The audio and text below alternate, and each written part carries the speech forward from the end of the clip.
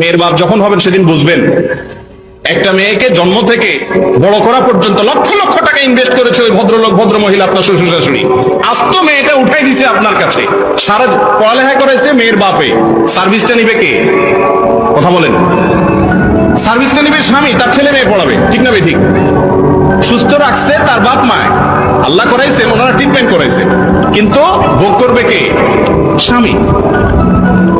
এই মেয়েকে বড় করতে যা লাগছে, উচিত হলো সব টাকা ক্যাশ ক্যাপিটাল হিসাব করে শ্বশুর মেয়েকে বলা যে শ্বশুর মশাই কত লাগছে এই মেয়েকে এই পর্যন্ত আনতে, হিসাব করে ফিগারটা বলেন, সব দিয়া তারপরে সসম্মানে আনা দরকার ছিল।